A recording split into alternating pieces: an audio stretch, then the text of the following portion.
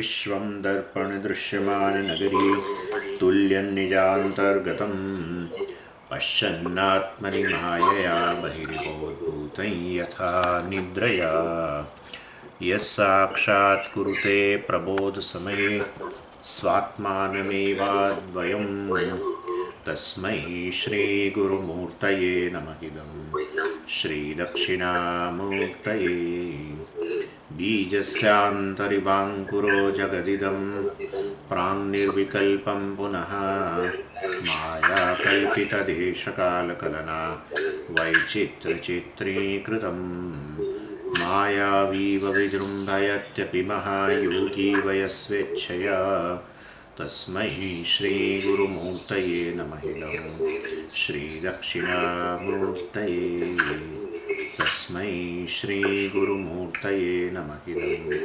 श्रीदक्षिणामूर्तये। ॐ सहना भवतु सहनौ भुनक्तु सह वीर्यं करवावहै तेजस्विनावधीतमस्तु मा विद्विषावहै। ॐ शान्तिः शान्तिः शान्तिः। सदाशिवसमारम्भां शङ्कराचार्यमध्यमाम् अस्मदाचार्यपर्यन्तां वन्दे गुरुपरम्पराम्। ॐ भाष्यकार કહે છે વિરોધાચ્ચ વિદ્યાકર્મણોઃ સમુચ્ચય અનુપપત્તિઃ પ્રવિલીન કર્ત્રાદિકારક વિશેષ તત્વ વિષયા હિ વિદ્યા તદ્વિપરીત કારક સાધ્યેન કર્મણા વિરુદ્ધ્યતે. બધા પક્ષ ચાલી રહ્યા છે જેમાં કર્મથી મોક્ષ પ્રાપ્ત થાય, મોક્ષ શેનાથી પ્રાપ્ત થાય, મોક્ષના સ્વરૂપ વિશે ને એને પ્રાપ્તિના સાધન બંનેની ચર્ચા ચાલે છે. એટલે એની અંદર કહ્યું કર્મથી મોક્ષ મળી શકે, કર્મ ઉપાસનાના સમુચ્ચયથી મોક્ષ મળી શકે, અથવા કર્મ મુખ્ય વસ્તુ અને ઉપાસના ગૌણ એ રીતે મોક્ષ પ્રાપ્ત થઈ શકે. ઉપાસના મુખ્ય વસ્તુ અને કર્મ સાથે સાથે થોડા કર્મ, વૈદિક કર્મ વગેરે એનાથી મોક્ષ પ્રાપ્ત થઈ શકે, અથવા તો જ્ઞાન અને કર્મના સમુચ્ચયથી મોક્ષ પ્રાપ્ત થઈ શકે, આત્મજ્ઞાન અને કર્મનો સમુચ્ચય. આ બધા પક્ષ ચાલે છે. એમાં અત્યારે આ પક્ષ ચાલે છે વિદ્યાકર્મણોઃ સમુચ્ચય અનુપપત્તિ વિરોધાત. ભાષ્યકાર કહે છે વિદ્યા અને કર્મ, જ્ઞાન અને કર્મનો સમુચ્ચય કદી શક્ય નથી. પૂર્વપક્ષી કહે છે જ્ઞાને પ્રાપ્ત કરવું જોઈએ ને સાથે સાથે કર્મ, વૈદિક કર્મ પણ કરવા જોઈએ, એનાથી મોક્ષ પ્રાપ્ત થાય છે. એટલે અહીંયા ભાષ્યકાર કહી રહ્યા છે વિદ્યાકર્મણોઃ વિરોધાત સમુચ્ચય અનુપપત્તિ. અર્થાત આ જ્ઞાન અને કર્મ જે છે એનો એ બંને પરસ્પર વિરુદ્ધ હોવાને કારણે એમનો સમુચ્ચય શક્ય નથી. વિરુદ્ધ વસ્તુઓને ભેગી ન કરી શકો એટલી વસ્તુ છે. અર્થાત એમનું કોમ્બિનેશન જે છે એ શક્ય નથી. કેમ? કારણ કે વાસ્તવમાં એટલે આ બંને વસ્તુને સાથે પ્રેક્ટિસ, કર્મ પણ કરવા અને જ્ઞાન પણ પ્રાપ્ત કરવું, બંને મોક્ષની પ્રાપ્તિ માટે થઈને એ શક્ય નથી. એટલે કારણ કે આ જ્ઞાનનો વિષય જે છે એ કર્તા કર્મ વગેરે પ્રકારના જે કારકો છે એનાથી રહિત છે. બ્રહ્મ જે છે સર્વ કારકોથી રહિત છે, અને વાસ્તવમાં કર્મ જે છે એની અંદર બધા કારકો રહેલા છે, અને માટે સમુચ્ચય કેવી રીતે થાય? એક કારકોવાળું છે, એક કારકોથી રહિત વસ્તુ છે એમ. અને માટે ખરેખર વિદ્યાથી એટલે જ્ઞાનથી જ મોક્ષ પ્રાપ્ત થાય, સિદ્ધ કરશે જ. એટલે આ બધું બંનેનો સમુચ્ચય અહીંયા શક્ય નથી. કર્મ ત્યારે શક્ય બને જ્યારે કર્ત્રાદિકારક વિશેષ. ભાષ્યકાર કહે છે કર્ત્રાદિકારક, કારકો એટલે જે એસેસરીઝ મેં કહ્યું હતું કર્મ માટેના બધા સાધનો, એ બધા સાધનોને વાસ્તવમાં વિશેષ કહેવામાં આવે છે. એટલે કર્તા વગર કર્મ શક્ય જ ન બને. કર્મ જે છે એ કર્તાને અધીન હોય ને, કરતા જ ન હોય, ધ સબ્જેક્ટ ડુઅર કરતા જ ન હોય તો કર્મ ક્યાંથી શક્ય બને? કર્મ જે છે એ કોને આશ્રિત છે? કર્તાને આશ્રિત છે. અને કર્તા પહેલો કારક કહેવાય. પછી કર્તા જે કર્મ કરે એના માટે એનો કોઈ ઓબ્જેક્ટ હોય. જેમ કે હું જઈ રહ્યો છું દિલ્હી, એ કર્મ છે. આ તો હવે દિલ્હી કર્મ બન્યું ને. હું જાઉં છું, જવાની ક્રિયા કરું છું. ક્યાં જવાની ક્રિયા કરું છું? તો કે દિલ્હી. તો દિલ્હી ઓબ્જેક્ટ બન્યું. કર્મનો અર્થ ઓબ્જેક્ટ. એટલે કર્તા કર્મ પછી શેના કયા સાધન દ્વારા કેવી રીતે જાઓ છો? ફ્લાઇટમાં જાઓ છો કે આમાં જાઓ છો? સાધન કરણ. એટલે કરણ પણ એ વાસ્તવની અંદર એ પણ કારક થયો. અને પછી કયા પ્રયોજન માટે, શેના માટે જાઓ છો? કે તમે સચિન પાયલોટને સમજાવવા જાઓ છો? ના ના ના ભાઈ, હું સચિન પાયલોટને સમજાવવા નથી જતો. એટલે વાસ્તવ એટલે આ કહેવાનો આશય પ્રયોજન.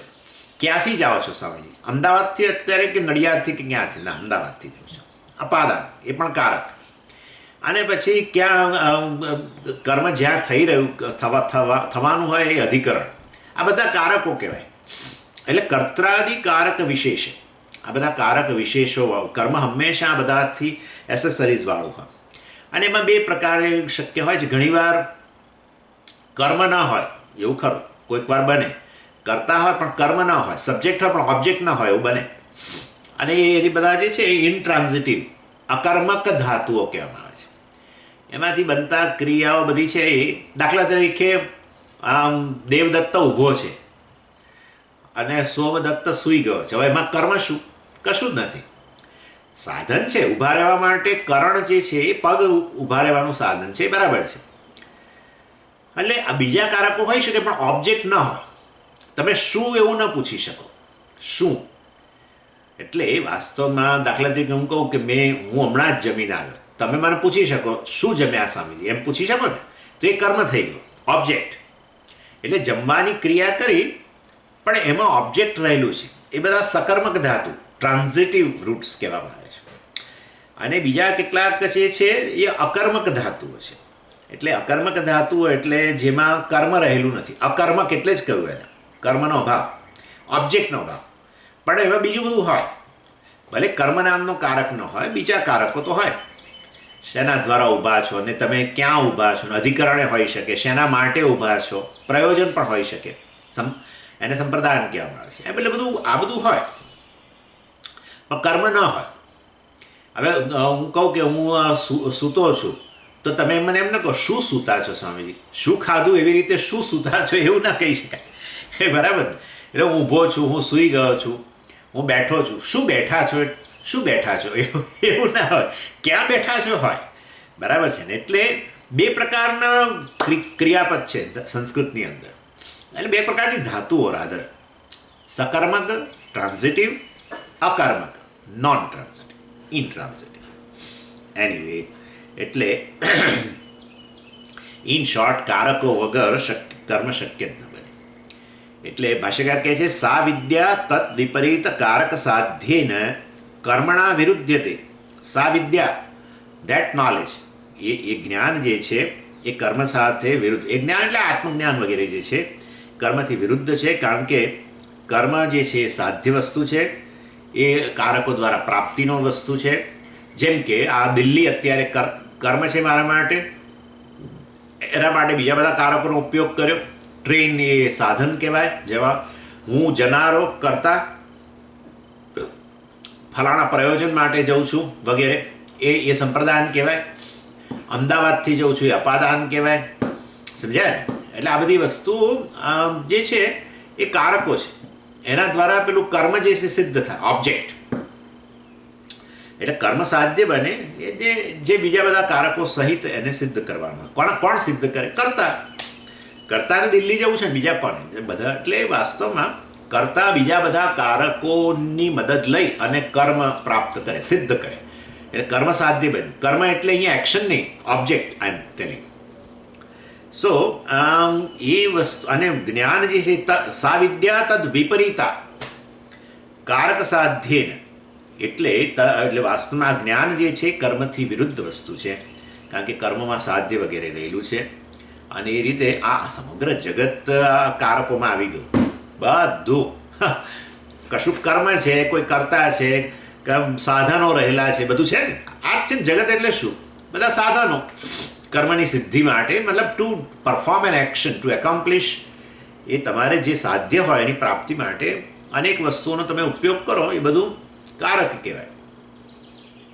અને હંમેશા કર્મમાં તો એ કારકો રહેલા જ છે.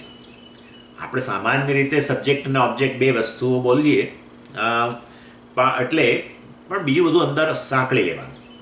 સબ્જેક્ટ એટલે કર્તા અને કર્મ એટલે ઓબ્જેક્ટ. સબ્જેક્ટ અને ઓબ્જેક્ટ આપણે હંમેશા એવું કહીએ, પણ બીજું બધું અંદર ગણી લેવા. જ્યારે આ આત્મા કે બ્રહ્મ તો કેવી વસ્તુ છે? સર્વ કારકોનો અભાવ. બ્રહ્માર્પણમ બ્રહ્મ હવિહિ બ્રહ્માગ્નૌ બ્રહ્મણાહુતમ બ્રહ્મૈવ તેન ગંતવ્યમ બ્રહ્મકર્મ સમાધિના બધું બ્રહ્મ છે. હે ને? આ પેલું યજ્ઞ કર્મમાં મેં તમને ગઈ વખતે વાત કરેલી આ વસ્તુ. એટલે ઇન શોર્ટ જ્ઞાન જે છે, બ્રહ્મ જ્ઞાન વગેરે, એ બ્રહ્મા પોતે જ કારકોથી રહિત છે. અને માટે વાસ્તવમાં બ્રહ્મ જ્ઞાન પણ જે છે એ જેવું બ્રહ્મ એવું બ્રહ્મ જ્ઞાન, જેવી વસ્તુ એવું જ્ઞાન. હું ઈચ્છું એ પ્રમાણે જ્ઞાન ન થાય. હું ફોરેસ્ટમાં જતો હોઉં અને કોઈક જગ્યાએ ઊભો રહેજો એકદમ, અને મને સામે આ બધા ઝાડીની વચ્ચે મને એવો કાકાર દેખાય. આમે છે ને, હવે ભણકારા, આપણે નથી કહેતા ગુજરાતી, ભણકારા બહુ વાગે. એટલે આપણે એ ઘરમાં હોઈએ તો કોઈ દિવસ આપણને વાઘની કલ્પના ના આવે, પણ જ્યારે આવી રીતે નીકળતા હોઈએ ને એટલે તરત આપણને કશુંક સહેજ ખખડાટી થાય ને ફોરેસ્ટમાં, તો તરત આપણને આ જ વિચાર આવે સીધો. અને એમાં દેખાય બધું એવું, આપણને બધું વાઘમાં એ જ દેખાય. એટલે સામે કંઈક ડાળીઓ એવી પ્રકારની હોય અને શેડ એવો હોય તો આપણને થાય કે અહીંયા વાઘ ઊભો છે. એટલે બની શકે કે સાચો વાઘ હોય, પણ આપણે તો ડરીએ. સાચો વાઘ હોય તો આપણે મુશ્કેલીમાં આવી જઈએ. એટલે આપણે શું વિચારીએ? વાઘ ના હોય અત્યારે અહીંયા, કારણ કે આ જંગલમાં તો વાઘ રહેતા જ નથી. આ છે ને, મને લાગે છે ડાળીઓને લીધે મને એવો ભ્રમ થાય છે. આવું તમે ઈચ્છો, સ્વાભાવિક છે, તમે તો એવું જ ઈચ્છો ને, પણ સાચે સાચ વાઘ ઊભો હોય કે ના હોય એવું બની શકે ને. એટલે વાસ્તવની અંદર વસ્તુ જેવી છે વસ્તુ જ્ઞાન થાય. પુરુષની કલ્પના કામ ન કરે એમાં. પુરુષ ઈચ્છે એ પ્રકારે વસ્તુ ના હોય. વસ્તુ જેવી હોય એવું મને જ્ઞાન થાય. કર્મ પુરુષને અધીન હોય, બસ. જ્ઞાન તમને અધીન ન હોય. જ્ઞાન તો જેવી છે એવું જ થવાનું છે. એને એટલા માટે તમે ફિશ માર્કેટ પાસેથી નીકળો તો તમે તો ઈચ્છો કે તમને તો સરસ પેલા પેરિસના બધા અત્તરોની સુગંધ આવે, તમે તો બહુ ઈચ્છો, પણ જે આવવાનું છે આવવાનું.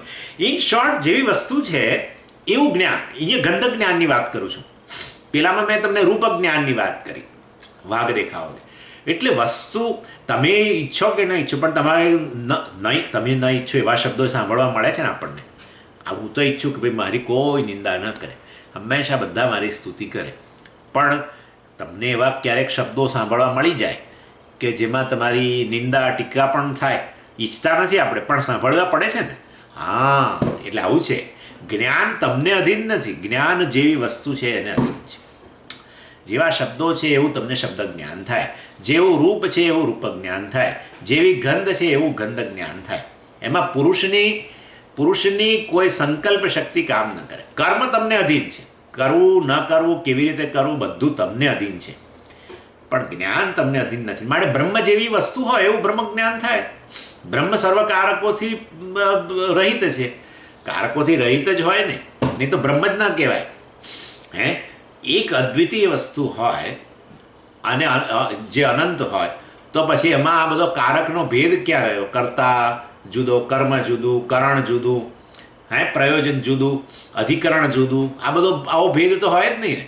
આ બધા ભેદને સ્વીકારો તો પછી બ્રહ્મ નામની વસ્તુ નથી. એકમ એવા અદ્વિતીયમ બ્રહ્મ, એક અદ્વિતીય વસ્તુ હોય, અદ્વિતીય, જેમાં દ્વિતીયપણું જ નથી. એટલે વાસ્તવમાં આ તો એટલે બ્રહ્મથી અન્ય કશું નથી, બ્રહ્મ જેવું કશું નથી, બ્રહ્મમાં સ્વગત કોઈ ભેદ નથી. આપણે જોઈ ગયા ને, અદ્વિતીય. એટલે વાસ્તવમાં આ રીતે ક્યારે બ્રહ્મ જ્ઞાન પણ એ રીતે કારકથી રહિત હોય, અને કર્મ બધું કારકોવાળું છે. માટે જ્ઞાન અને કર્મનો સમુચ્ચય શક્ય નથી. વિદ્યા કર્મનો સમુચ્ચય શક્ય નથી. એટલે વાસ્તવની અંદર એમનું કોમ્બિનેશન શક્ય નથી. એટલે ભાષ્યકાર અહીંયા સમુચ્ચયવાદ, આ બહુ મોટો વાદ, બહુ જગ્યાએ ચર્ચા આવે છે એની. તો વિદ્યા અને કર્મનો સમુચ્ચય એને ખંડન કરવામાં આવ્યું. અને પછી અહીંયા કહ્યું તત્વ વિષયા. આ વિદ્યા કેવી છે? તત્વ વિષયા. પ્રવિલીન કર્ત્રાદિ કારક વિશેષ તત્વ વિષયા હિ વિદ્યા. એટલે આ વિદ્યા જ્ઞાન જે છે તત્વ વિષય. તત્વ વિષયા જે એટલે તત્વમ વિષય યસ્યાહ સા તત્વ વિષયા, જેનો વિષય, જેની સબ્જેક્ટ મેટર. આ જ્ઞાન એવું છે જેનો વિષય શું છે? તત્વ એટલે શું? બ્રહ્માત્મા. હું બ્રહ્મ છું એ જેનો વિષય છે. એટલે બ્રહ્માત્મ વસ્તુ જે છે તથા જીવ અને બ્રહ્મનું ઐક્ય જ એનો વિષય છે. એવી આ વિદ્યા જે છે વાસ્તવમાં એ કેવી છે? પ્રવિલીન કર્ત્રાદિકારક વિશેષ.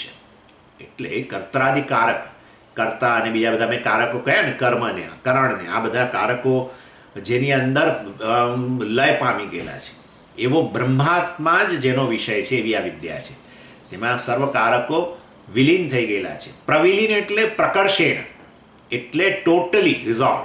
આમ તો રોજે રોજ બધાનો રિઝોલ્વ તો થઈ જ જાય છે ને, રોજ બ્રહ્મમાં લય પામી જઈએ છે ને આપણે તો, અને ત્યારે બધા કારકો જતા જ રહે છે ને. કર્તા નથી રહેતું, કર્મ નથી રહેતું, કરણ નથી રહેતું, કશું રહેતું નથી.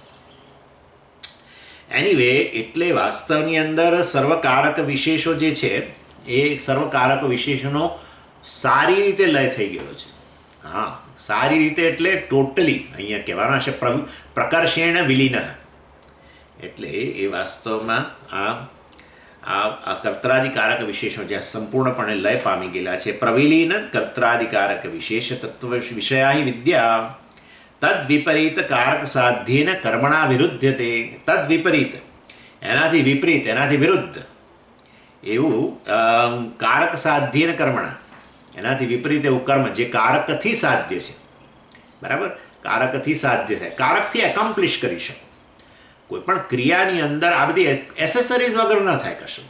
પહેલાં પહેલો કરતા જોઈએ, કર્મ હોવું જોઈએ, કરણ જોઈએ, ઇન્સ્ટ્રુમેન્ટ મતલબ જોઈએ, સાધન જોઈએ, એનું પ્રયોજન હોય. પ્રયોજન વગર કર્મ કેવી રીતે થાય? અમે સવારે ઉઠ્યા, સમજીએ તો ઉઠવું પડે એટલે ઉઠ્યા, એવું ના હોય. એટલે ઉઠવું પડે એટલે શું? કંઈક પ્રયોજન છે. એટલે પ્રયોજનમ અનુદ્દિશ્ય મૂર્ખોપી ન પ્રવર્તતે, આવું કહે છે ને. પ્રયોજનમ અનુદ્દિશ્ય, પ્રયોજન જ ન હોય તો મૂર્ખ વ્યક્તિ પણ કોઈ પ્રવૃત્તિ ન કરે. એટલે ઇન શોર્ટ, પ્રયોજન પણ સંપ્રદાન પણ રહેલું હોય, અપાદાન હોય, અધિકરણ, ક્રિયા કોઈક સ્થાનમાં રહીને કરતા હો, અધિકરણે હોય. એટલે બધું કારક સાધ્યેન કર્મણા, જે કારકોથી સિદ્ધ થાય છે, કારકોથી જેને એકોમ્પ્લિશ કરી શકાય છે એવી કર્મ વસ્તુ છે. જ્યારે જ્ઞાન કેવું છે? જ્યાં સર્વ કારકો લય પામી ગયેલા છે. અને માટે આવી પરસ્પર વિરુદ્ધ વસ્તુઓ, વિદ્યા અને કર્મ, આત્મજ્ઞાન અને કર્મ, એનો સમુચ્ચય ન થઈ શકે. અને બહુરી કમ્પાઉન્ડ છે, બહુ સુંદર બહુરી. એટલે બહુરીની આ બહુ વિશેષતા છે કે જેની અંદર તમે ઘણું બધું, જે ઘણા બધા વાક્યોમાં કેવું હોય, તમે ખાલી એક શબ્દમાં કહી શકો એટલું બધું. તત્વમ વિષયા યસ્યાહ સા વિદ્યા તત્વ વિષયા. એટલે આ વિદ્યા જે કેવી છે ભાઈ? આ વિદ્યાનો વિષય તત્વ એટલે આ મેં કહ્યું પ્રમાણે બ્રહ્માત્મા જેનો વિષય છે એવી રીતે. એટલે એક સિંગલ વર્ડની અંદર તમે એ કહી દો, જે ઘણા બધા શબ્દો.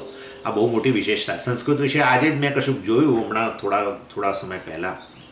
બહુ સરસ સમાચાર આવ્યા છે. કેટલા બધા શબ્દો છે ને, 103 અરબ શબ્દો છે, 103 અબજ. એની એ જરા વધારે પડતું છે, પણ તમે you can make different words. તમે નવા નવા શબ્દો બનાવી શકો. બહુ જ એટલા બધા પરમ્યુટેશન, કોમ્બિનેશન રહેલા છે કે જેની કોઈ સીમા નથી. આ સંસ્કૃત ભાષાનું, ચાલો એ જુદો વિષય છે, અત્યારે તૈત્તિરીય ઉપનિષદ વિષય છે, પણ કહેવાનો આશય એવો છે કે એટલે આ લોકોએ સ્વીકારીને, કમ્પ્યુટરવાળાઓએ જે સ્વીકારી આ ભાષાને પેલું છે ને ફોર્મ, એના ઇન્ટેલિજન્સ માટે, આર્ટિફિશિયલ ઇન્ટેલિજન્સ માટે, કારણ કે એનું સ્ટ્રક્ચર જ એવું છે. આ ભાષાનું સ્ટ્રક્ચર છે, ગજબનું સ્ટ્રક્ચર છે. એની એટલે આ બહુરી કમ્પાઉન્ડ, બહુરી સમાસ જે છે એના દ્વારા તમે ઘણું બધું કહી શકો. એક જ શબ્દ છે બહુરી સમાસમાં, બે શબ્દો ભેગા કરીને એક શબ્દ બનાવે. સમાસ એટલે ભેગું કરવું, વ્યાસ એટલે વિસ્તાર કરવો, સમાસ એટલે ટૂંકું કરવું. બધું આમ સમાસ પદ્ધતિ એટલે ટૂંકમાં કહેવું. વ્યાસ પદ્ધતિ, પ્રવચન બે પ્રકારે થતા હોય છે, વ્યાસ પદ્ધતિ અને સમાસ પદ્ધતિ. એટલે વસ્તુનો વિસ્તાર કરવો. હા, દાખલા તરીકે આ બ્રહ્મ જ્ઞાન, બરાબર? આવું હું કહું, પછી એનો બ્રહ્મજ્ઞાન એટલે શું, એમાં વિસ્તાર કરું તમને. બ્રહ્મ એટલે શું ને એનું જ્ઞાન કોને કહેવાય ને એનાથી શું પ્રાપ્ત થાય, આ બધું વ્યાસ કહેવાય. વ્યાસ એટલે વિસ્તાર. સમાસ એટલે ટૂંકમાં કહેવું. એનીવે, એટલે આ રીતે વાસ્તવની અંદર વિદ્યા જે છે એ અને કર્મ બંને વસ્તુઓ પરસ્પર વિરુદ્ધ છે એ અહીંયા કહી દીધું. એક જ શબ્દમાં કહી દીધું મેં. ચાલો હવે આગળ ભાષ્ય. નહીં એકમ વસ્તુ પરમાર્થતઃ કર્તૃત્વાદિ વિશેષવત તત્શૂન્યમ ચ ઇતિ ઉભયથા દ્રષ્ટુમ શક્યતે. અવશ્યમ હિ અન્યતરદ મિથ્યા સ્યાત અન્યતરસ્ય ચ મિથ્યાત્વ પ્રસંગે યુક્તમ યત સ્વાભાવિક અજ્ઞાન વિષયસ્ય દ્વૈતસ્ય મિથ્યાત્વમ યત્ર હિ દ્વૈતમિવ ભવતિ મૃત્યોસ મૃત્યુમાપ્નોતિ અથ યત્ર અન્યત પશ્યતિ તદલ્પમ અન્યઃ અસૌ અન્યઃ અહમસ્મિ ઇતિ ન સવેદ ઉદરમંતરમ કુરુતે અથ તસ્ય ભયમ ભવતિ ઇત્યાદિ શ્રુતિશતેભ્યઃ. બહુ જ ઇમ્પોર્ટન્ટ પોર્શન. અહીંયા એક પૂર્વ પક્ષ ઊભો થાય છે. પૂર્વ પક્ષ કહે છે વાત તમારી સાચી કે આ વસ્તુ જે છે બ્રહ્મ જ્ઞાન જે છે એ તમારું બ્રહ્મ એ અદ્વિતીય છે ને વન વિધાઉટ સેકન્ડ ને બરાબર છે બધું, અને એ બ્રહ્મ સર્વકારકોથી રહિત છે અને માટે એનો કર્મ સાથે સમુચ્ચય ન થઈ શકે બ્રહ્મ જ્ઞાનનો, કારણ કે જેવી વસ્તુ એવું જ્ઞાન. બ્રહ્મ કારકોથી રહિત માટે બ્રહ્મ જ્ઞાન પણ કારકોથી રહિત, અને અમારું કર્મ જે છે તો કારકોથી યુક્ત છે, કારકો વગર કર્મ સિદ્ધ ન થાય. માટે એક કારક રહિત એક કારક સહિત, અને માટે બંનેને ભેગું ન કરી શકાય એ વસ્તુ હું સમજી ગયો. પણ વાસ્તવની અંદર એ તો તમારું અર્થઘટન છે શાસ્ત્રનું કે આવું નિર્વિશેષ બ્રહ્મ, સર્વકારકોથી રહિત બ્રહ્મ વસ્તુ રહેલી છે એવું એ તમારું અર્થઘટન છે. વાસ્તવની અંદર શાસ્ત્રમાં આવું નથી. તમે આવું ક્યાંકથી બધું અર્થઘટન કાઢ્યું છે કે આવી નિર્વિશેષ નિર્ગુણ બ્રહ્મ નામની વસ્તુ છે. ખરેખર આવું કોઈ વસ્તુ છે નહીં. નિર્વિશેષ કે નિર્ગુણ બ્રહ્મ નામની વસ્તુ નથી. તમે જે પ્રકારની વ્યાખ્યા કરો છો એવું બ્રહ્મનો અસ્તિત્વ નથી. યદ્યદસ્તિ તત્સવિશેષમ, યદ્યદસ્તિ તત્સવિશેષમ પદાર્થત્વાદ ઘટવત. બોલો, જે કંઈ જગતમાં વસ્તુઓ છે એ બધી ગુણોવાળી જ છે. વ્યષ્ટિ કે સમષ્ટિ આ સમજવાની વસ્તુ છે. જે વસ્તુઓ જગતમાં અસ્તિત્વ ધરાવે છે એ બધી ગુણો કે વિશેષવાળી જ વસ્તુ છે, અને માટે આવી બ્રહ્મ નિર્વિશેષ વસ્તુનું કોઈ અસ્તિત્વ જ નથી. વ્યષ્ટિ હોય કે સમષ્ટિ, તમે તો બ્રહ્મ એટલે કહેશો કે સમષ્ટિ, પરંતુ સમષ્ટિના સ્તરે પણ અમે તમને બતાવીએ કે કોઈ આવી વસ્તુ છે નહીં જગતમાં. યદ્યદ અસ્તિ, જે અસ્તિત્વ ધરાવે છે, તત્ સવિશેષમ, એ સવિશેષ જ વસ્તુ છે. વિશેષ એટલે ગુણ, સગુણ વસ્તુ એમ. સવિશેષ કહો કે સગુણ કહો, એક જ વસ્તુ છે. એટ્રીબ્યુટ્સ, વિશેષનો અર્થ એટ્રીબ્યુટ્સ અને ગુણનો અર્થ પણ એટ્રીબ્યુટ્સ. પદાર્થત્વાદ, જો પદાર્થ હોય તો એ વાસ્તવમાં સવિશેષ જ વસ્તુ હોય. ઘટવત, જેવો ઘડો છે એના પોતાના ગુણો છે, એનો આકાર છે, એનો કંઈ પણ ઘણી બધી વસ્તુ. ઘડાનું તમે વર્ણન કરી શકો છો. કેમ? તમે ઘડાનું વર્ણન કેવી રીતે કરી શકો? ઘડો નિર્ગુણ વસ્તુ હોય દાખલા તરીકે તો ઘડાનું વર્ણન કેવી રીતે થાય? સગુણ વસ્તુ કે સવિશેષ વસ્તુનું જ વર્ણન થાય. અને માટે જે વસ્તુ અસ્તિત્વ ધરાવે છે એ વાસ્તવમાં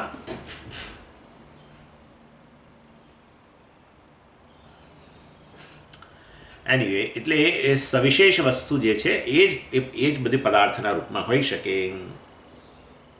દાખલા તરીકે ટેબલ છે, બરાબર?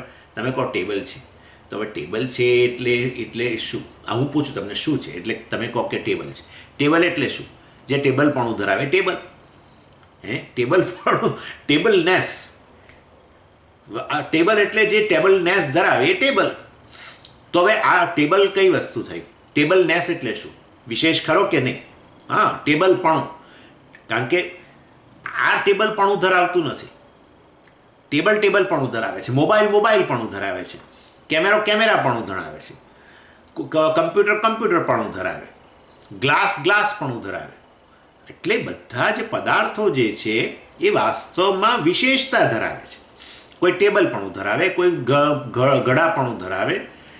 એટલે આ ઘટત્વમ જેને કહેવામાં આવે. સંસ્કૃતમાં એને ઘટત્વમ કહેવાય. ઇંગ્લિશમાં નેસ, પોટનેસ, ટેબલનેસ એમ.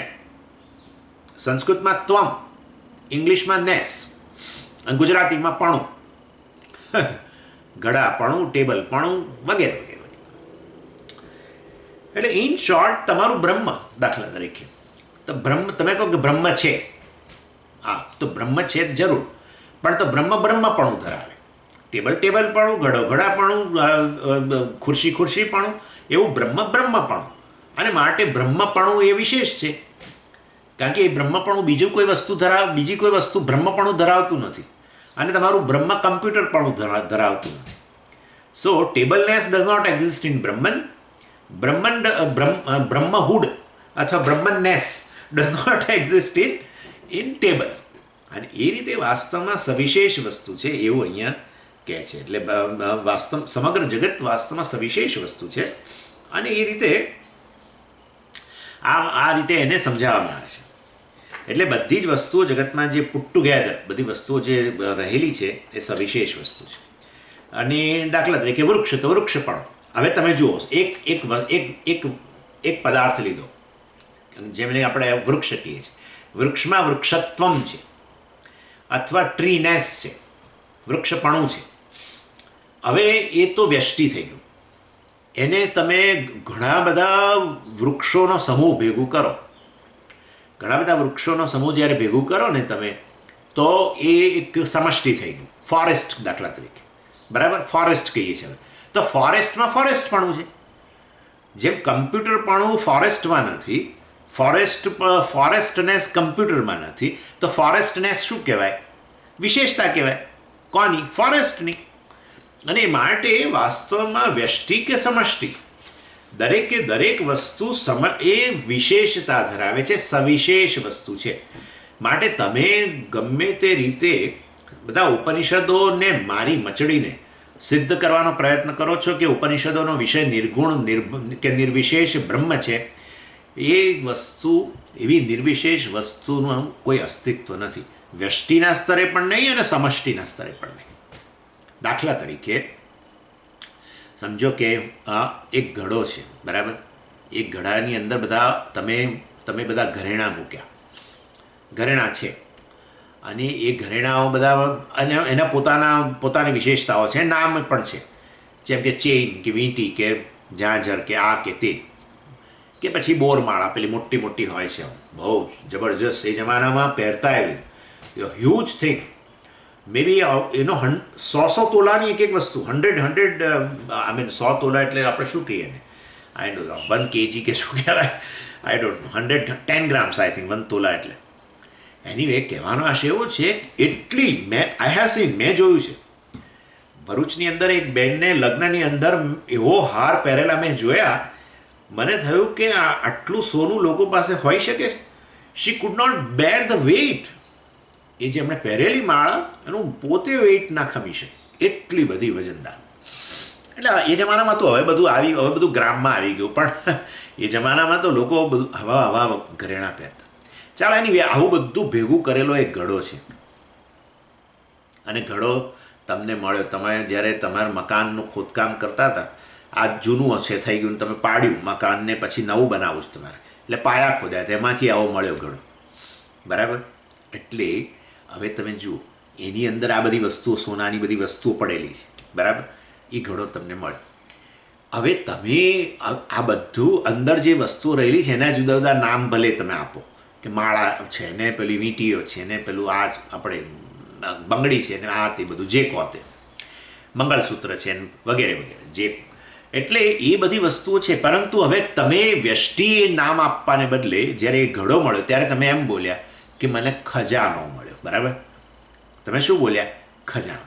હવે એટલે એનો અર્થ એવો થયો કે આ બધી વસ્તુઓ ભેગી કરેલી વસ્તુઓનો જે ઘડો મળ્યો, તો એના માટે તમારી પાસે નવો શબ્દ છે જ. એટલે વ્યષ્ટિનો તમે સમુદાય ભેગો કરીને એક બધું સમષ્ટિ મળી તમને, તો સમષ્ટિ માટે તમે ખજાનો શબ્દ વાપરો છો. એટલે સમષ્ટિમાં સમષ્ટિ વિશેષ છે, નહીં તો તમારે ખજાના શબ્દ શા માટે વાપરવો પડે? વાસ્તવમાં તમે કહો કે મને માળા મળી, વીંટી મળી, એવું તમે નથી બોલતા. તમે શું બોલો છો? મને ખજાનો મળ્યો. એટલે ખજાનામાં ખજાનાપણું કહેવાય, અને વીંટીમાં વીંટીપણું કહેવાય. એટલે વ્યષ્ટિ કે સમષ્ટિ બધી જ વસ્તુઓ સવિશેષ છે. ટ્રેઝરનેસ જેને કહીએ, ટ્રેઝર તમને મળ્યું, તેમાં ટ્રેઝરનેસ રહેલી છે. નહીં તો તમારે એવું કહેવું શા માટે પડે? જો એમાં વિશેષતા ન હોય અને તમે જ્યારે કોઈ ખજાનો મળ્યો ત્યારે બીજી વ્યક્તિ સમજી જાય છે અને એને તમે બતાવતા નથી શું મળ્યું છે, એ તો તમે ન જ બતાવો ને શું મળ્યું તમને, પરંતુ છતાં એ વ્યક્તિ સમજી જાય છે. એનો અર્થ કે વાસ્તવમાં આ બધું ભેગું કરેલું સોનાના ઘરેણાવાળો ભેગો કરેલો ઘડો મળ્યો તમે, તેના માટે તમારી પાસે વિશેષ વસ્તુ છે. એના માટે તમારી પાસે શબ્દ પણ છે ખજાનો. ખજાનામાં ખજાના પણ, ટ્રેઝર હેઝ અ ટ્રેઝરનેસ. ભલે એની અંદર રહેલી વીંટીમાં વીંટીપણું હોય ને માળામાં માળાપણું હોય ને જે હોય તે. એટલે વાસ્તવમાં સમષ્ટિ પણ ફૂલ ઓફ ક્વોલિટીઝ છે, એમ કહેવાનો આશય છે. હવે સત્યમ જ્ઞાનમ અનંતમ બ્રહ્મ તમે જેને છે ને તમે બધું અમે તમને સમજાવીએ, તમે બધું આ છે ને આ આર્ગ્યુમેન્ટ વિશિષ્ટાદ્વૈતીઓ અને બીજા દ્વૈતીઓનો છે. એ લોકો નિર્વિશેષ બ્રહ્મ નિર્ગુણ બ્રહ્મનું અસ્તિત્વ સ્વીકારતા નથી. અને એટલે એ લોકો કહે છે જુઓ સત્યમ જ્ઞાનમ અનંતમ બ્રહ્મ તમે જેને કોટ કર્યા કરો છો આખો દિવસ, એ વસ્તુ નિર્ગુણ બ્રહ્મને બતાવતું નથી. સત્યમ બ્રહ્મનો અર્થ છે બ્રહ્મ સત્ય સંકલ્પ છે. આવું ક્યાં કહ્યું છે? તમે જુઓ ને છાંદોગ્યની અંદર જ જુઓ, 8મા અધ્યાયની અંદર જ છે.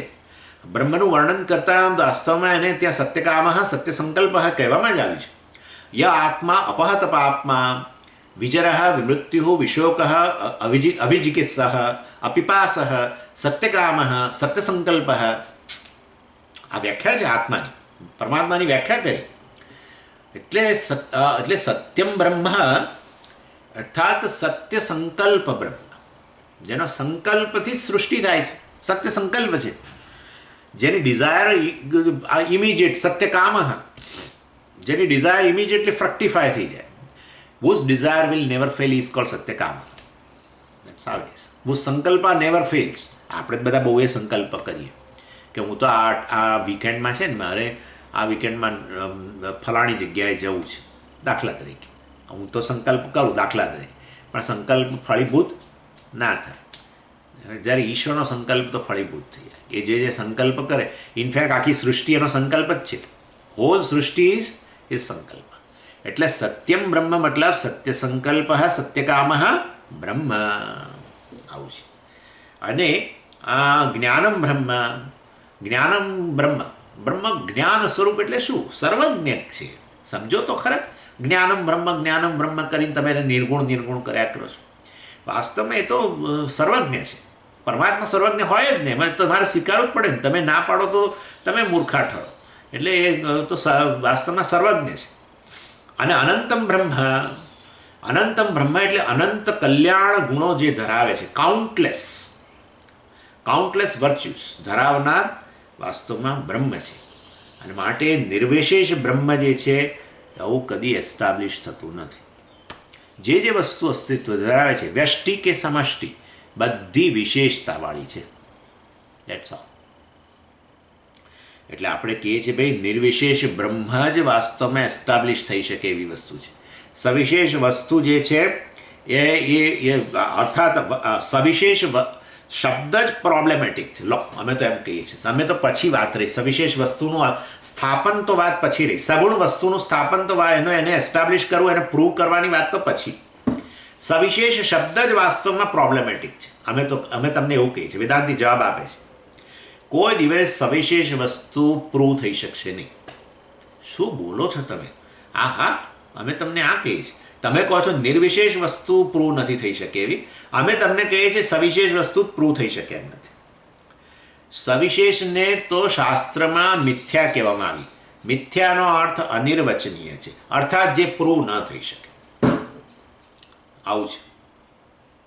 અમે તમને પૂછીએ, ઘડો સવિશેષ કે નિર્વિશેષ? કારણ કે તમે અમને ઘડાનું ઉદાહરણ આપ્યું એટલે અમે તમને આ કહીએ છીએ.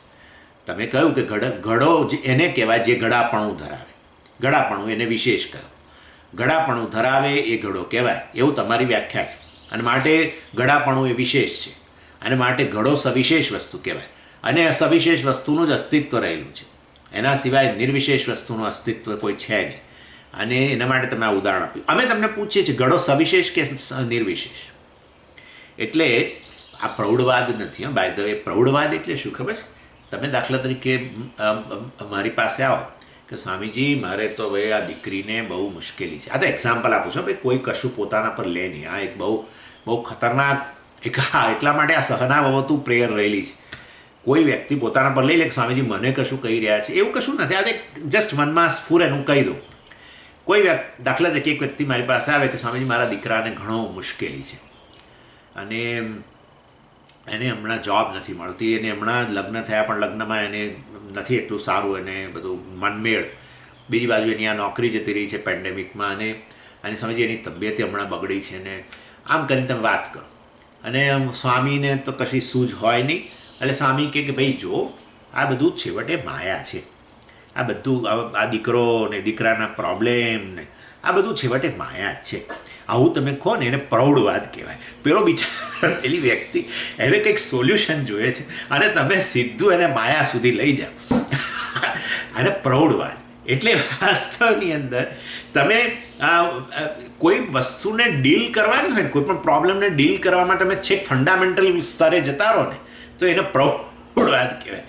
તમારે એને કંઈક બીજો ઉપાય બતાવવો જોઈએ, એને બદલે તમે સીધો આવો આશરો લો. એનીવે, એટલે person comes with a lot of problem અને you will show a fundamental solution.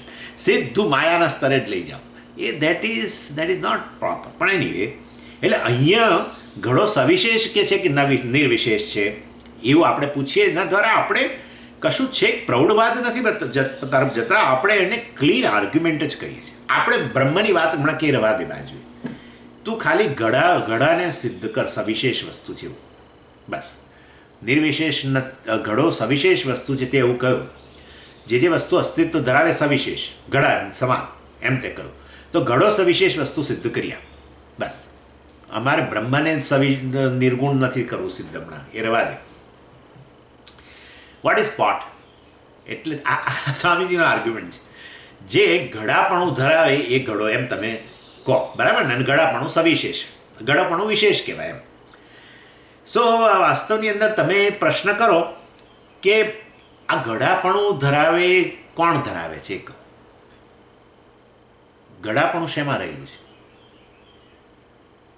ઘડાપણું શેમાં રહેલું છે? ઘડાપણું ઓલરેડી ઘડામાં હોય. તમે કહો ઘડાપણું ઘડામાં જ, પણ ઓલરેડી એ તો ઘડો છે, એટલે એ ઘડો તો ઘડાપણું ધરાવે જ છે.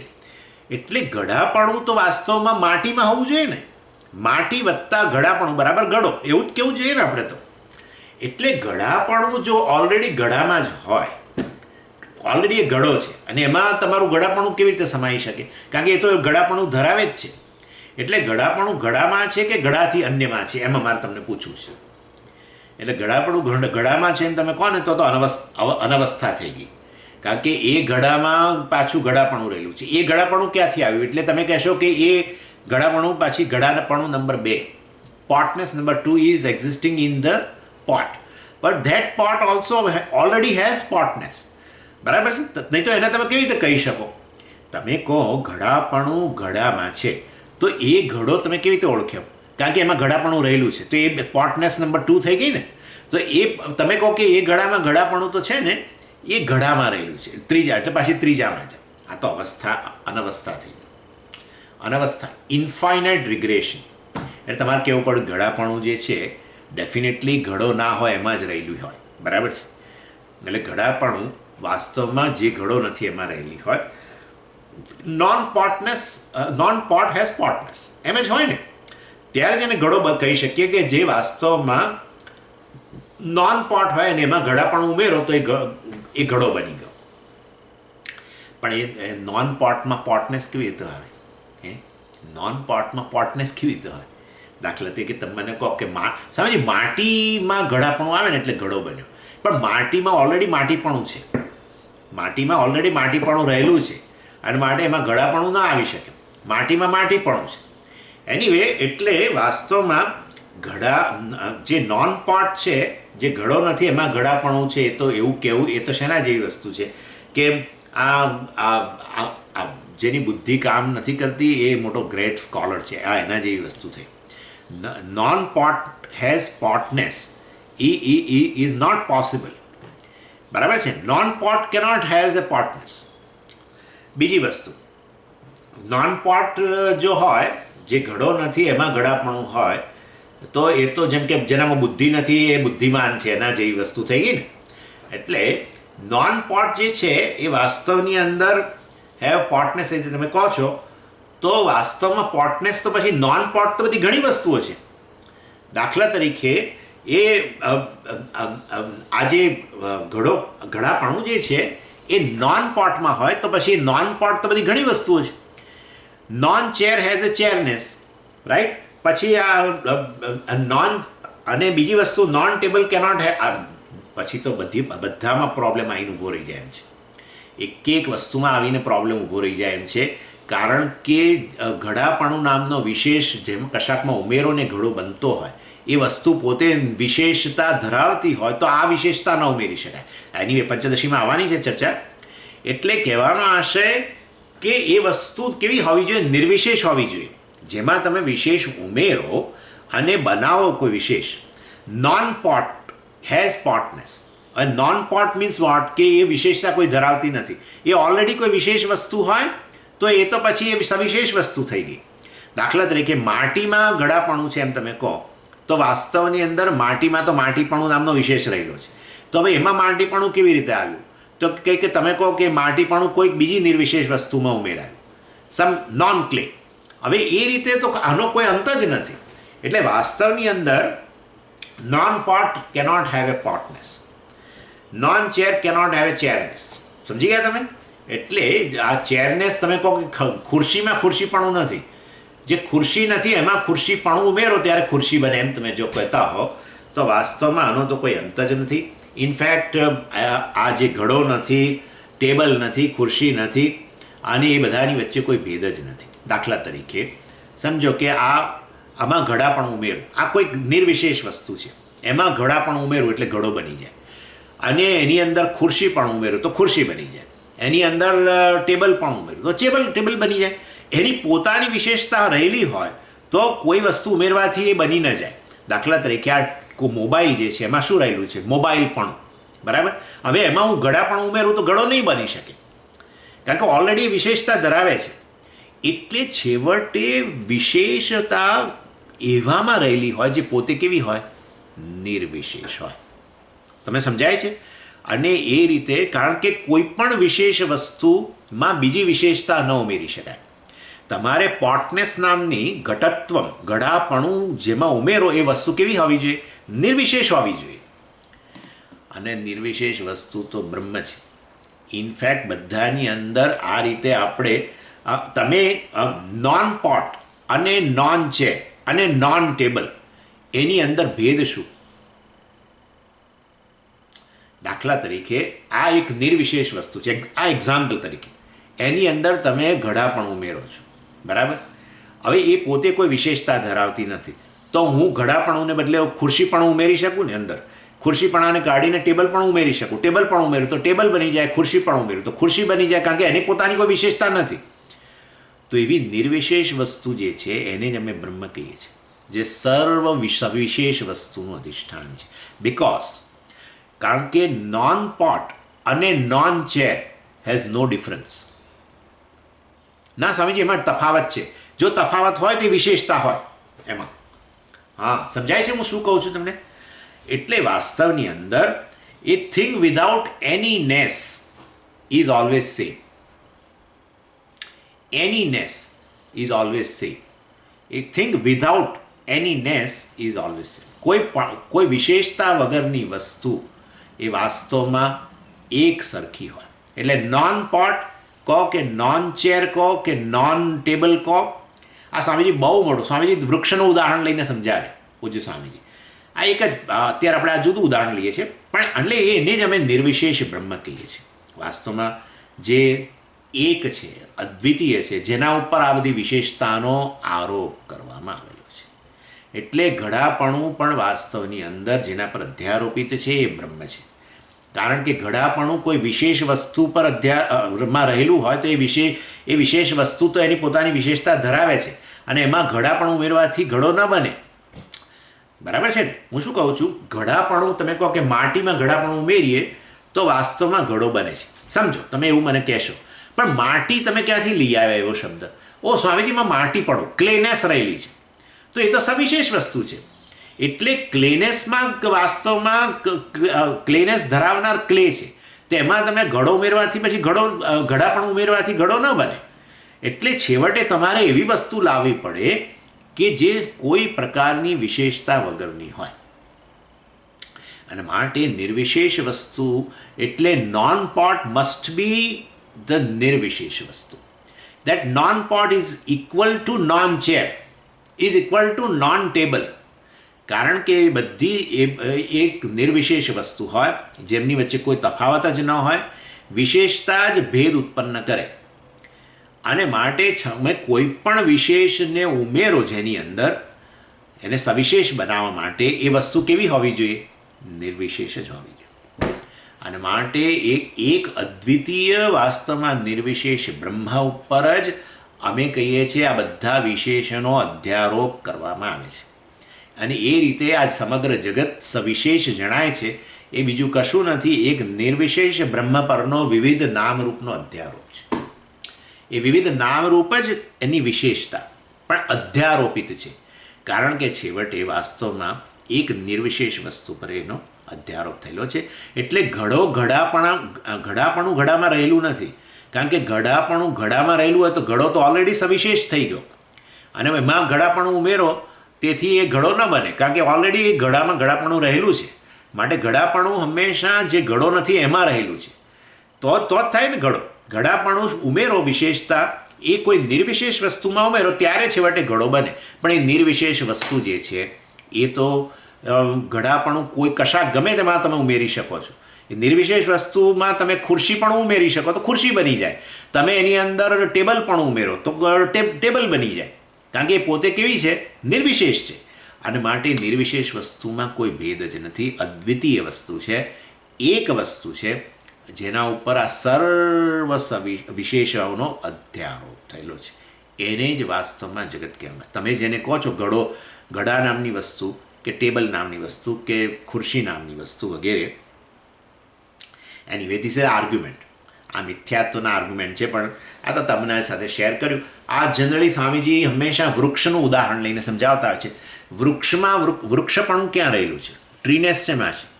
તો કે ટ્રીમાં છે. તો ઓલરેડી એ તો ટ્રી હવે કહી દીધું, તો એ ટ્રીમાં શું રહેલું હોય? ટ્રીપણું તો રહેલું છે ને પહેલેથી.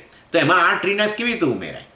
એટલે તમારે કહેવું પડે કે સ્વામી વૃક્ષપણું કે ટ્રીનેસ એ નોન ટ્રીમાં રહેલું હોય ત્યારે ટ્રી બને. પણ એ નોન ટ્રી એટલે શું? નોન ટ્રી એટલે શું? Non tree is equal to non chair is equal to non pot. કારણ કે તમે કોઈ પણ વિશેષતાવાળી વસ્તુ બોલશો તો એ પોતે વિશેષતા ધરાવે છે, એમાં ટ્રીનેસ ઉમેરવાથી ટ્રી નહીં બને પછી. એટલે નિર્વિશેષ વસ્તુ જ હોવી જોઈએ. તો પછી તો non tree is equal to non pot is equal to non chair. તો એનો અર્થ કે એ વસ્તુ જે વિશેષતા વગરની વસ્તુ છે એ સર્વનું અધિષ્ઠાન છે. એ ટ્રીનું અધિષ્ઠાન છે કે ચેરનું અધિષ્ઠાન છે કે ખુરશીનું અધિષ્ઠાન છે, એક જ છે. એને અમે નિર્વિશેષ બ્રહ્મ કહીએ છીએ. તમે સમજો એમ કહીએ છીએ આપણે. અને માટે નિર્વિશેષ બ્રહ્મનું અસ્તિત્વ નથી એવું નહીં. ઇનફેક્ટ નિર્વિશેષ વસ્તુ જ સત્ય છે. આ સમગ્ર સવિશેષોનું સવિશેષ વસ્તુનો અધ્યારોપ છે એના ઉપર. અને માટે નિર્વિશેષ વસ્તુ જ પ્રૂવ થઈ શકે એમ છે, સવિશેષ વસ્તુ તો પ્રૂવ જ નથી થઈ શકતી. સવિશેષતા તો વાસ્તવમાં વિશેષતાનો આરોપ છે. શેના ઉપર? નિર્વિશેષ બ્રહ્મ ઉપર. માટે વાસ્તવની અંદર સવિશેષ વસ્તુ પ્રોબ્લેમેટિક છે. પ્રોબ્લેમેટિક એટલે જો તમે એને બરાબર ન સમજો એટલે, અને એના માટે ઉદાહરણ આપ્યું આપણે, ઘડો સવિશેષ કહેવો કે નિર્વિશેષ કહેવો. તમે એને સવિશેષ કહો તો પછી કઈ વિશેષતા છે? પોટનેસ વિશેષતા છે. પોટનેસ વિશેષતા જે છે, પોટનેસ ક્યાં રહેલી છે? પોટમાં કે પછી નોન પોટમાં? ના, પોટનેસ પોટમાં રહેલી છે. તો પોટ પોતે જ વિશેષ, એમાં કેવી રીતે પોટનેસ હોય? સમજાય ને તમે? તો અનવસ્થા આવી જાય. અને પછી તમે કહો કે નોન પોટ, તો વાસ્તવમાં નોન પોટ કે નોન ચેર કે ગમે તેમાં એ તો પોટનેસ રહી શકે એમ છે, હે ને? નોન પોટ અને નોન ચેર વચ્ચે ભેદ શું? કશો ભેદ નહીં. કારણ કે કોઈ વિશેષતા હોત તો ભેદ હોત બંને વચ્ચે. તમે કહો કે ચેરનેસ અને પોટનેસમાં ભેદ ખરો, પણ એ ચેરનેસ જેમાં રહેલી છે એ નોન ચેર નોન પોટ કરતાં કઈ રીતે જુદી? હા, તમે જુદી પાડવા જશો ને તમારા મનમાં તરત કોઈ વિશેષતા આવશે. જુઓ, એટલે એને અમે નિર્વિશેષ બ્રહ્મ કહીએ છીએ, જે સર્વનું અધિષ્ઠાન છે, જેના પર ચેરનેસનો અધ્યારોપ કરી શકો ને જેના પર પોટનેસનો અધ્યારોપ કરી શકો ને જેના પર ટેબલનેસનો અધ્યારોપ કરી શકો ને જેના પર ટ્રીનેસનો અધ્યારોપ કરી શકો કે ફોરેસ્ટનેસનો અધ્યારોપ કરી શકો. સમજ્યા તમે? એટલે એક અદ્વિતીય નિર્વિશેષ બ્રહ્મ જ વાસ્તવમાં સિદ્ધ થઈ શકે એવી વસ્તુ છે, સવિશેષ વસ્તુ સિદ્ધ નથી શકતી. સાયન્ટિસ્ટો બિચારા બહુ પ્રૂવ કરવાનો પ્રયત્ન કરે છે સવિશેષ વસ્તુ. કોઈક એક વસ્તુ લઈ આવે કે ભાઈ આપણે એક પાર્ટિકલ એવો શોધી કાઢો કે આ સમગ્ર જગતનું બિલ્ડિંગ બ્લોક હોય એ પ્રકારનો એમનો, જેમાં બધું સમાવેશ થઈ જાય. એક એવું ટ્રુથ એ લોકો બિચારા શોધી રહ્યા છે, બિચારા જ કહેવાય જાય છે માંથી, એક લોકો શોધી જ રહ્યા છે કે એવી એક વસ્તુ એ લોકો માને છે ખરા, આટલું તો એ લોકો સ્વીકાર લીધું કે the truth of the creation must be very simple and uniform. આટલું એ લોકો સમજી ગયા છે. કારણ કે બધામાં રહેલું યુનિફોર્મ હોવું જોઈએ ને, બધાનું અધિષ્ઠાન, બધાનું બિલ્ડિંગ બ્લોક એ, અને જેમાં કોઈ પ્રકારના વિશેષતા ના હોય, એની પોતાની વિશેષતા હોય તો આટલી બધી વિશેષતાઓનું એ બિલ્ડિંગ બ્લોક ન બની શકે. માટે પોતે વસ્તુ કેવી હોવી જોઈએ? વિશેષતાથી રહિત હોવી જોઈએ. અને એને એ લોકો પ્રૂવ કરવાનો પ્રયત્ન કરે છે. આવું એક કોઈ બિલ્ડિંગ બ્લોક મળી જાય, એ કોઈ પાર્ટિકલ હોય કે જે હોય તે, અને એને શોધે છે અને એના માટેના ક્રાઇટેરિયા નક્કી કરે છે, પેરાડાઇમ. અને એ પેરાડાઇમની અંદર એને ફિટ કરવાનો પ્રયત્ન કરે છે. ત્યાં પાછું પેલી વસ્તુ એવી વિચિત્ર છે કે એ જુદું બિહેવ કરે, એટલે પછી એને પેલા પરિબળોને થોડા વધારે વિકસાવે, નવા પરિબળોને અંતર્ગત એને લાવે, પછી બીજા વધારે પરિબળોને અંતર્ગત લાવે. હજુ સુધી બિચારાઓ સિદ્ધ નથી કરી શકે. છેવટે આ પાર્ટિકલ છે કે વેવ છે એ હજુ નથી સિદ્ધ થતું. પાર્ટિકલ એટલે કે પછી એને વેવના રૂપમાં જોવા માગે ને તો વેવના રૂપમાં એ બિહેવ કરે, અને પાર્ટિકલના રૂપમાં જોવા માગે તો પાર્ટિકલના રૂપમાં એ બિહેવ કરે. આવું છે, અનિર્વચનીય છે. કહેવાનો આશય આ સમગ્ર જગત સવિશેષ વસ્તુઓ જે તમે કહો છો એ સર્વ વિશેષતાઓનું અધિષ્ઠાન વાસ્તવમાં નિર્વિશેષ બ્રહ્મ છે. વિશેષતાઓ એમાં રહેલી નથી, વિશેષતાનો અધ્યારોપ છે. હા, કારણ કે એક નિર્વિશેષ બ્રહ્મ જ સવિશેષ કદી બની ન શકે. એક જ નિર્વિશેષ વસ્તુ, પાયાની વસ્તુ ખુરશીએ બની અને ટેબલે બને એવું ન હોઈ શકે. ખુરશીપણું અને ટેબલપણું બંનેનો એના પર કેવળ અધ્યારોપ જ હોય. હા, નિર્વિશેષ વસ્તુ સવિશેષ બની જાય, ચાલો માની લઈએ બની જાય, તો પછી એ તદ્દન વિરુદ્ધ સવિશેષ વસ્તુ ન બની શકે. એ પાણીએ બને ને અગ્નિએ બને એવું ન બને. હા, એટલે પાણીપણાનો પણ એના પર અધ્યારોપ થયેલો હોય ને અગ્નિપણાનો અધ્યારોપ થયેલો. હોટ એન્ડ કોલ્ડ બોથ એ બંને બની ન શકે. હા, તો પછી એ બંને અધ્યારોપી છે. માટે વાસ્તવમાં સવિશેષ વસ્તુ સિદ્ધ થઈ શકે એવી નથી. તમે કહો છો સવિશેષનું જ અસ્તિત્વ છે, નિર્વિશેષ નિર્ગુણ બ્રહ્મનું અસ્તિત્વ નથી, એવું નથી. નિર્ગુણ બ્રહ્મનું જ અસ્તિત્વ છે, એ જ સત્ય છે. સત્ય એટલે જે અસ્તિત્વ ધરાવે છે વાસ્તવમાં, જેનો બાદ નહીં થઈ શકે. સવિશેષ વસ્તુ પ્રૂવ નહીં થઈ શકે. વિશેષતા અધ્યારોપિત છે એમ કહેશો તો બરાબર છે. તમે કહો સવિશેષ માનની વસ્તુ છે તો એ સિદ્ધ નહીં થઈ શકે. હા, પોટ શું વસ્તુ છે? એટલે કે પોટનેસ ધરાવે પોટ, સિદ્ધ કરો. પોટનેસ ક્યાં રહેલી છે? સિદ્ધ કરો. પોટમાં રહેલી છે કે નોન પોટમાં છે? પોટમાં રહેલી હોય તો પોટનેસ પોટમાં રહેલી હોય તો ઓલરેડી એ પોટ છે જ, તો એમાં તો પોતાની વિશેષતા થઈ ગઈ છે પોટનેસ. તો આ પોટનેસ ક્યાંથી સમાશે? ના, એટલે પોટનેસ નોન પોટમાં હોય તો નોન પોટ અને નોન ચેર વચ્ચે ભેદ શું? અને non pot, non chair, non forest, non ocean, એની વચ્ચે ભેદ શું? ના, ઉભારો ભેદ છે, તો પછી એ વિશેષતા ધરાવે છે, તો પછી આ વિશેષતા કેવી રીતે એમાં સમાશે? હા, તો ગરબડ વસ્તુ છે. એટલે એ વાસ્તવમાં this a very unique argument of પૂજ્ય સ્વામી, વેરી વેરી યુનિક. એની એ થોડું સમજતા આપણને તકલીફ થાય, પણ કદાચ પણ કહેવાનો આશય આ જ મિથ્યાત્વ, આનું નામ જ મિથ્યા, આનું નામ જ મિથ્યા. ઘડો મિથ્યા છે એટલે શું? હા, ઘડાને તમે વાસ્તવમાં બ્રહ્મ કહી દો તો બધું તમે બધા મુશ્કેલીઓમાંથી પાર નીકળી ગયા. પણ ઘડાને તમે ઘડા તરીકે સિદ્ધ કરવા જાઓ ને તો નથી સિદ્ધ થઈ શકે. ઘડાની વ્યાખ્યા કરવા જાઓ ને તો નથી સિદ્ધ થઈ શકે. જે ઘડોપણું ધરાવે એ ઘડો એવું કહેવા જાઓ એટલે ગરબડ મોટી. જે ઘડાપણું ધરાવે, તો એ કઈ વસ્તુ છે જે ધરાવે છે ઘડાપણું? ઘડો ઘડાપણું ધરાવે છે કે ઘડો નથી એવી વસ્તુ ઘડાપણું ધરાવે છે? ઘડો ઘડાપણું ધરાવતું હોય તો ઓલરેડી ઘડો કહી દીધું તમે, તો એમાં ઘડાપણું કેવી રીતે આવ્યું? ના, એ ઘડાપણું જે છે ને સ્વામીજી, એ ઘડાપણું બીજા ઘડામાં રહે. હવે કયો બીજો ઘડો? શેમાં રહેલું છે? શેમાં રહેલું છે? અને ના, ઘડાપણું ધરાવે છે એ વસ્તુ નિર્વિશેષ છે. તો that's what we are telling you. વિશેષતા વગરની જ હોવી જોઈએ. કારણ કે એ જે તમે જે કહો છો જે ઘડો નથી એ ઘડાપણું ધરાવે, તો એ ઘડો નથી એ વસ્તુ અને જે મોબાઈલ નથી એ વસ્તુ, એમાં ભેદ શું? નોન મોબાઈલ ને નોન પોટ વચ્ચેનો ભેદ શું? નથી ભેદ. એ તમે કહીએ છીએ દેટ્સ અધિષ્ઠાનમ. દેટ ઇઝ નિર્વિશેષ વસ્તુ જે સમગ્ર બધા જગતના બધા જ પદાર્થોનું અધિષ્ઠાન છે. આ બધી જ તો એમાંથી આવી એક વસ્તુમાંથી આવી વિરુદ્ધ વસ્તુ કેવી રીતે ઉત્પન્ન થાય? એટલે તો કહીએ છીએ અમે તમને કે આ બધા નેસ જે છે, આ બધા નેસ એના પર અધ્યારોપિત છે. આ નેસ બધા પણા જે છે એના પર અધ્યારોપિત છે. That's how it is. Potness is an incidental attribute to the Brahman. That is the correct answer. Potness is an incidental attribute to the pot, let's say. To the pot. તો વાંધો નહીં, incidental attribute.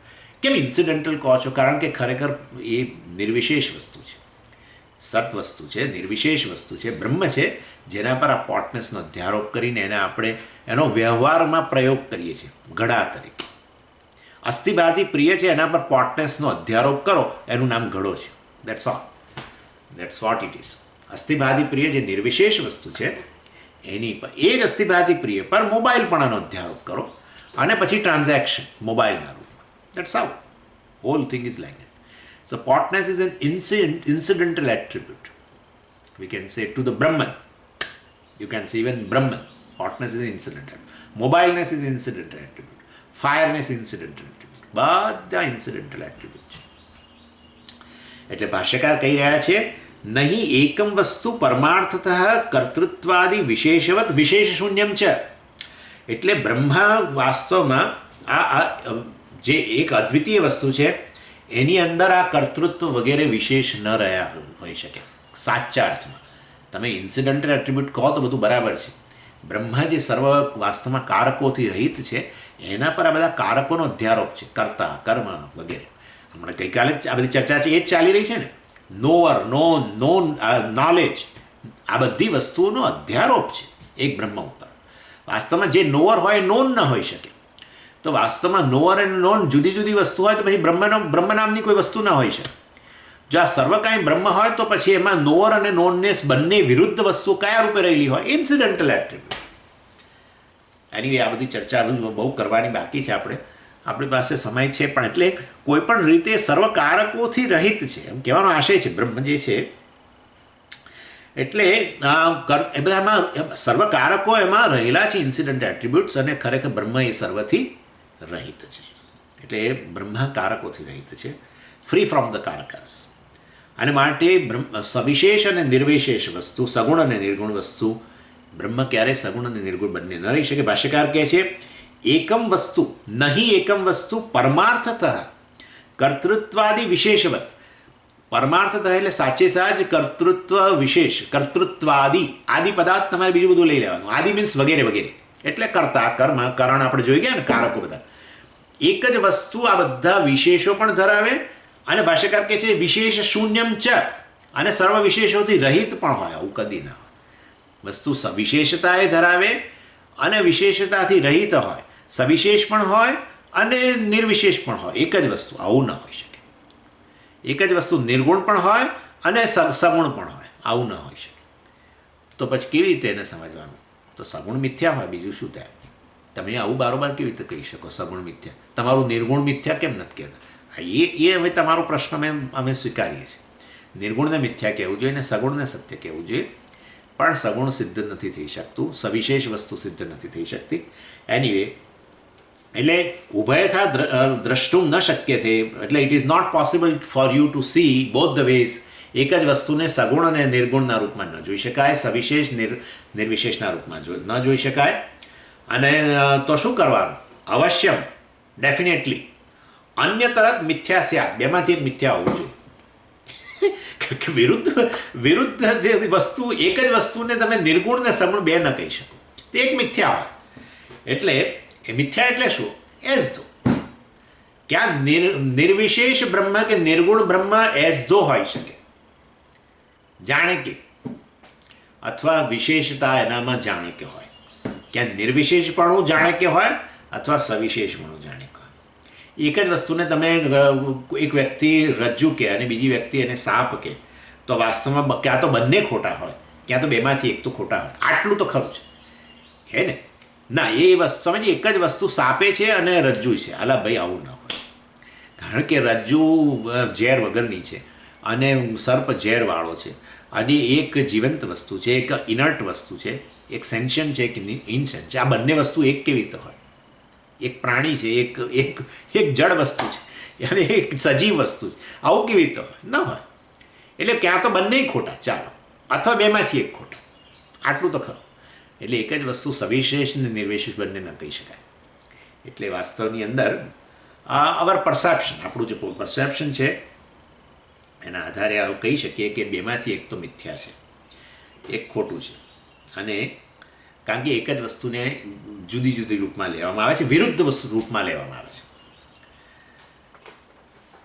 એનીવે, અને માટે ચાલો, હવે સમય થઈ ગયો છે આમ તો, અને આ ચર્ચા બહુ જ મોટી છે. બ્રહ્મ સર્વ વસ્તુ, સર્વ કારકોથી પર છે. બ્રહ્મ વાસ્તવની અંદર જ સિયર સીનને સીઈંગના રૂપમાં રહેલું છે, અને ખરેખર બ્રહ્મની દ્રષ્ટિએ આ ત્રણે ત્રણનો અભાવ છે. બ્રહ્મ એક અદ્વિતીય છે. આ વસ્તુ આપણે જોવાની છે. એના માટે ભાષ્યકારે કેટલું બધું કોટ કરે છે. બહુ રિલેવન્ટ છે આ ડિસ્કશન અત્યારે કેનોપનિષદમાં ચાલે છે એની સાથે. પણ આઈ ડોન્ટ નો, જોઈએ કોઈક વસ્તુ આમાંથી પુલ કરીને ત્યાં લઈ જઈએ. Let's see that. ઓમ પૂર્ણમદ પૂર્ણમિદમ પૂર્ણાત પૂર્ણમુદચ્યતે પૂર્ણસ્ય પૂર્ણમાદાય પૂર્ણમેવાવશિષ્યતે. ઓમ શાંતિ શાંતિ શાંતિ. હરિ ઓમ. શ્રી ગુરુભ્યો નમઃ. હરિ ઓમ.